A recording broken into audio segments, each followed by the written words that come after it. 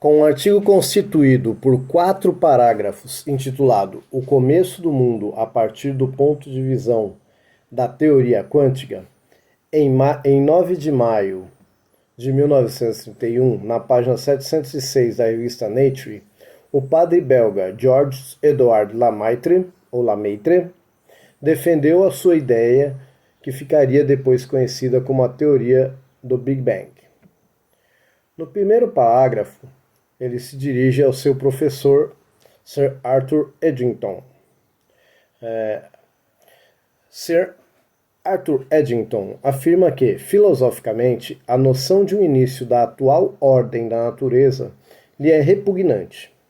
Prefiro estar inclinado a pensar que o estado atual da teoria quântica sugere um início do mundo muito diferente do atual, ou da atual ordem da natureza.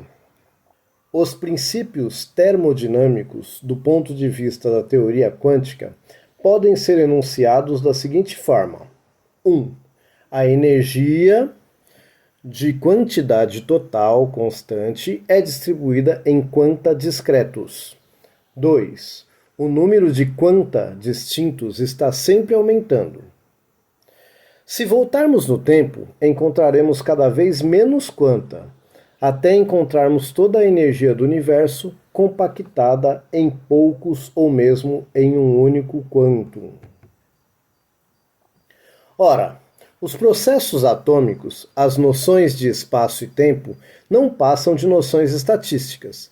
Eles desaparecem quando aplicados a fenômenos individuais que envolvem apenas um pequeno número de quanta.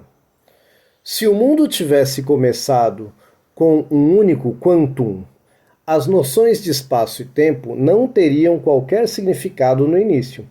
Eles só começariam a ter um significado sensato quando o quanto original fosse dividido em um número suficiente de quanta. Se esta sugestão estiver correta, o início do mundo aconteceu um pouco antes do início do espaço e do tempo. Penso que tal início do mundo está suficientemente longe da atual ordem da natureza para não ser nada repugnante.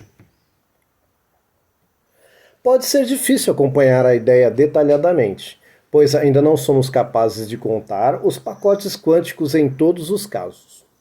Por exemplo, pode ser que um núcleo atômico deve ser contado como um quantum único e o número atômico atue como uma espécie de número quântico.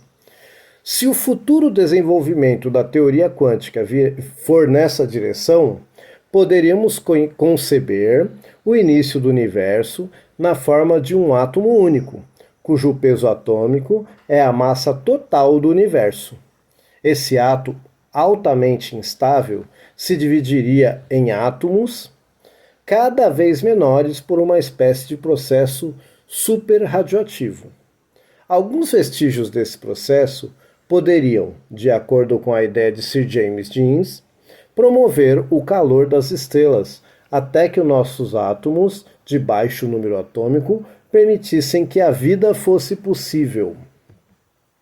É evidente que o quanto inicial não poderia ocultar em si todo o curso da evolução, mas de acordo com o princípio da indeterminação, isso não é necessário. O nosso mundo é agora entendido como um mundo onde algo realmente acontece. Toda a história do mundo não precisava ter sido escrita no primeiro quantum, como uma canção no disco de um fonógrafo.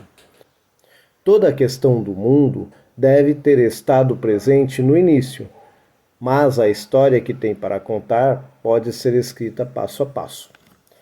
Então, com esse pequeno artigo, Lemaitre dá aí aquele baita pontapé que vai gerar a grande explosão chamada Big Bang. Lembrando, ou pelo menos a ideia, lembrando que ele era um padre cristão e que isso, inclusive, fez com que pessoas como Albert Einstein não aceitassem a ideia dele, uma vez que Einstein aceitava a ideia de que o universo era estático. Espero que vocês tenham gostado aí essa pequena pílula de história da ciência. Um abraço.